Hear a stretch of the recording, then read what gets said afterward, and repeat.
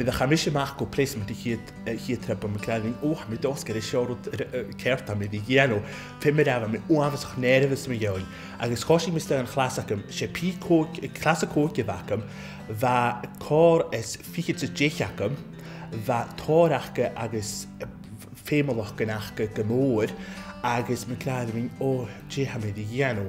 Ach sér díomh bham a sisú agus a coid na bheit sin a chlám agus a féadach cin bhacham me cléing hamis is máte céirt agus ren sin mín sa suas go is a máte céirt.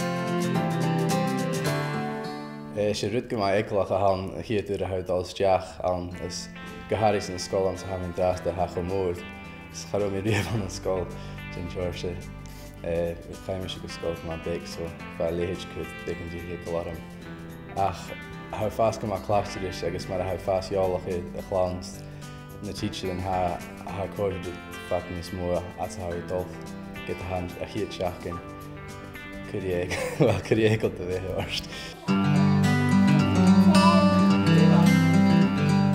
Fi mé a cúteach na hiú go scoláric á fecinn tin go mat défrach as a fleisment a sin a talú há féim tú fás cléchte de bhí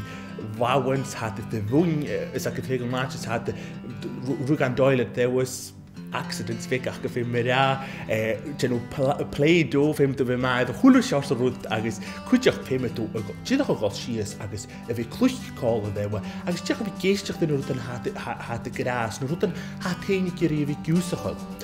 Agus yn nua sin hawt os dweud go clasa hwn go 3 agus yn lisym Jane Yde hwyl bys y clasa hwn agus gosa a giwsach o gaif jymar hat y launig suas rwyd yn simplich agus a sin gymadwlig oedd yma bia gymadwlig y hym dy beg a chanting y ddist is y ddist a cha cort y ddim sy'n ddech homor efo gen o sin agus gosa a mae'r fein tor yma chas y fe fechyn tydach am y ganad i hechgyn diach lawn y giwsachog agus ha diach o gen o hwnnw o dros gyda cort yn chomor.